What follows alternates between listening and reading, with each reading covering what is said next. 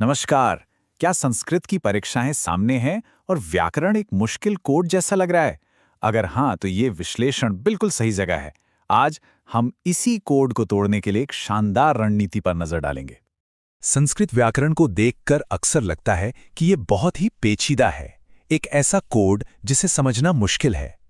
लेकिन जरा सोचिए, अगर इसे सुलझाने का कोई सीक्रेट तरीका हो तो? क्या हो अगर ये कोड एक आसान सा खेल बन जाए?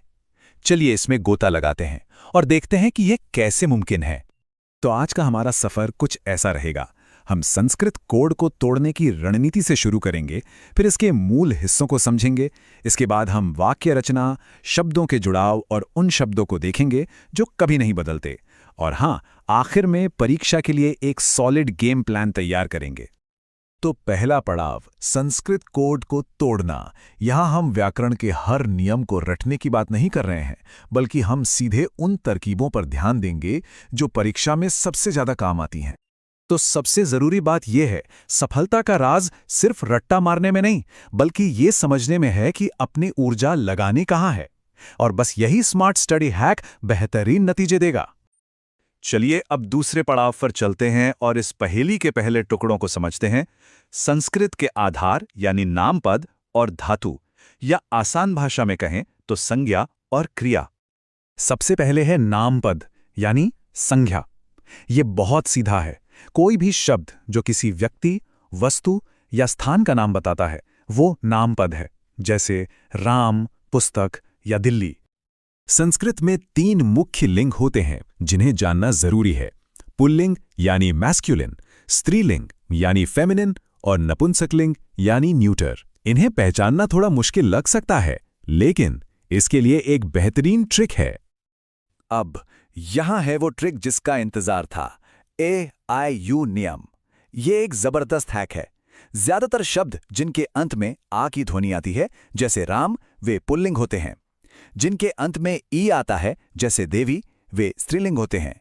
और जिनके अंत में उ या अम आता है, जैसे फलम, वे नपुंसकलिंग होते हैं। है ना कमाल का शॉर्टकट? नाम पद के बाद आता है धातु यानी क्रिया। ये वो शब्द है जो किसी काम या एक्शन के होने को बताता है। सीधी सी बात है, वाक्य में जो भी काम हो रहा है वही धातु है। इसे याद रखने का सबसे आसान तरीका है ये समीकरण, क्रिया इक्वल्स धातु। बस वाक्य में एक्शन ढूंढिए और धातु मिल जाएगा। ये परीक्षा के लिए एक अचूक ट्रिक है। ठीक है, तो अब हमारे पास बिल्डिंग ब्लॉक्स हैं। चलिए तीसरे पड़ाव पर चलते हैं। यहां हम देखेंगे कि शब्दों को जोड़ा कैसे जाता है। ये काम करते हैं कारक और विभक्ति, जो वाक्य बनाने के नियम हैं। वाक्य में एक शब्द के 6 मुख्य कार्य या कारक हो सकते हैं। कर्ता यानी काम करने वाला, कर्म यानी जिस पर काम का असर हो, करण यानी साधन, संप्रधान यानी जिसे कुछ दिया जाए, अपादान यानी अलगाव और अधिकरण यानी स्थान। अब इन 6 को क्रम में याद रखने के लिए एक छोटा सा मेमोनिक है। क क क स अ अ यानी कर्ता, कर्म, करण, संप्रदान, अपादान और अधिकरण। परीक्षा के समय ये बहुत काम आता है। और यहां सबसे जरूरी बात यह है कि हर कारक का एक खास विभक्ति से सीधा संबंध होता है। जैसे कर्ता के लिए हमेशा प्रथमा विभक्ति होती है, कर्म के लिए द्वितीया, और इसी तरह आगे। ये टेबल इन दोनों के रिश्ते को समझने की कुंजी है। अब चलिए चौथे पड़ाव पर और देखते हैं कि संस्कृत में शब्द और ध्वनियां आपस में कैसे जुड़ती हैं। ये जुड़ाव की कला है जिससे हम संधि और समास के नियमों के माध्यम से समझेंगे। संधि यानी ध्वनियों का मेल 3 मुख्य प्रकार की होती है। स्वर संधि, जिसमें स्वरों में बदलाव होता है। व्यंजन संधि, जहां व्यंजन आपस में मिलते हैं। और विसर्ग संधि, जिसमें कोलन चिन्ह का रूप बदलता है। अब बात करते हैं समास की, यानी कई शब्दों को मिलाकर एक शब्द बनाने की कला। यहां 2 आम प्रकारों को देखते हैं। द्वंद्व समास में और का भाव होता है, जैसे राम लक्ष्मण का मतलब है राम और लक्ष्मण। वहीं कर्मधारय समास में एक विशेषण और एक संज्ञा होती है, जैसे नील पुष्पम यानी नीला फूल। चलिए 5वें पड़ाव पर, जहां हम अव्यय के बारे में जानेंगे।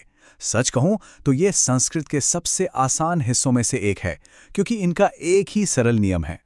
सबसे जरूरी बात यह है, अव्यय का मतलब है जो कभी नहीं बदलता।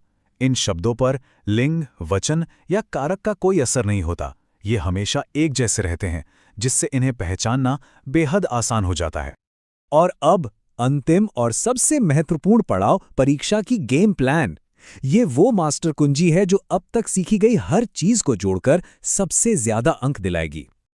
तो ये है सुपर स्कोरिंग स्ट्रैटेजी। यहां साफ दिखता है कि मेहनत कहां करनी है। 40% अंक सीधे शब्द रूप और धातु रूप से और 30% संधि और समास से। इसका मतलब क्या है? इसका मतलब है कि सिर्फ इन दो क्षेत्रों पर ध्यान देकर 70% अंक पक्के हो सकते हैं।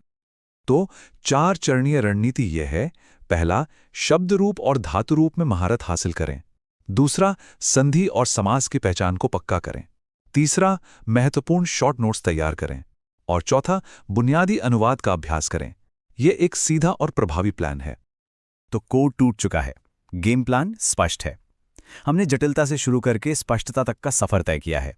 अब बस एक चीज बाकी है, केंद्रित अभ्यास। तो इन सभी तरकीबों और रणनीतियों के साथ अब सवाल यह है कि संस्कृत कोड का कौन सा हिस्सा सबसे पहले टूटेगा।